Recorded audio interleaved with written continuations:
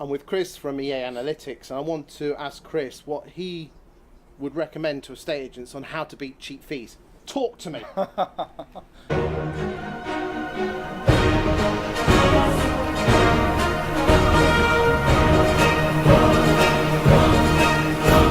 Cheap fees, yes.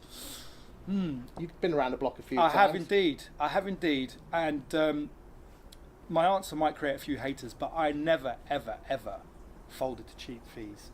There's so many. That's very easy to say. Yeah, Chris. very easy to say. But you know, if anyone wants to dig into the records, they're there. They stand.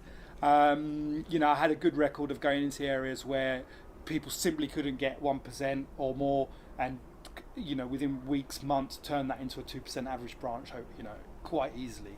And it goes back to what you said earlier about asking. Okay, first of all, need to learn to ask for the fee, but it goes.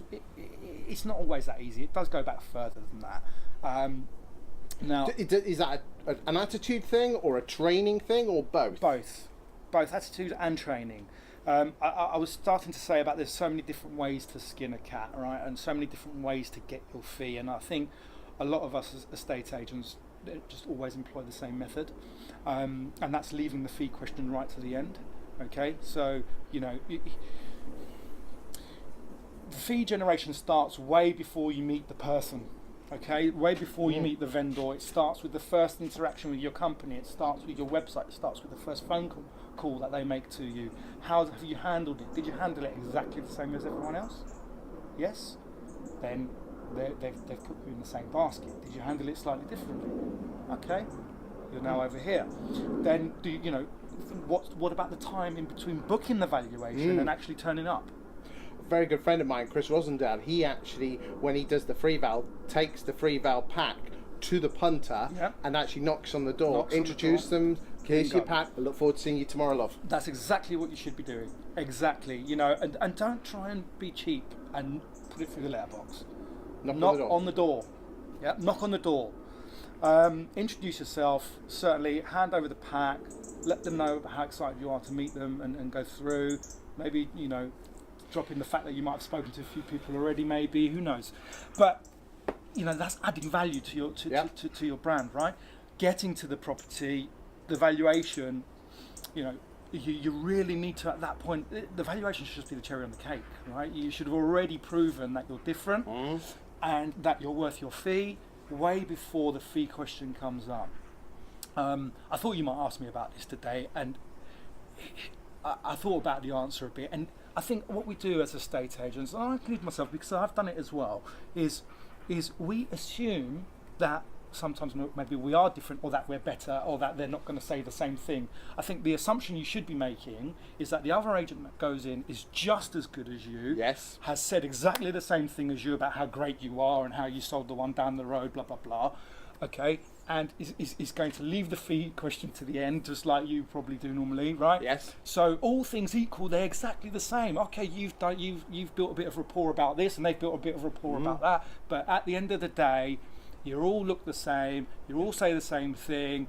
The vendor can then only choose you. What you've actually done is given the vendor one choice, and that is to choose you based on your fee. Because there's nothing else to choose on. There's nothing else to choose on, right? So you've put yourself, let's say, if we take an analogy of eggs, right? You've put yourself into a basket of eggs. The only thing that the vendor can do if they're really hungry is choose the biggest egg, right? Yep. What you should be doing is making yourself the red egg. What does that mean? Right, the red egg is different. It's completely different. It's in a different basket. The vendor now has a choice. Do I have the red egg or one of those eggs? Okay.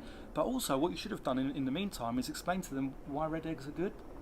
You know, or find out what they want from their egg, maybe. Showing value, yeah. Showing what you're worth. Yeah. Same reason why an Audi A3 is 19 grand and a Golf is 16 grand and a Skoda is 14 grand. It's the same bloody car, but I keep banging on about this. Audi proved they're worth the money.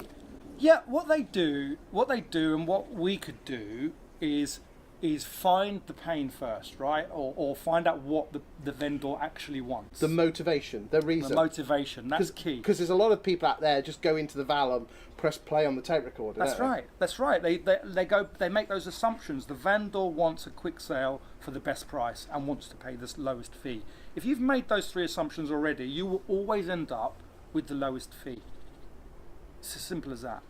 What we need to do is find out why is the vendor moving, what's their pain, how we overcome the obstacles in the way of that, and then deliver the pleasure, okay, of getting the desired result that they wanted, not what you assumed they wanted.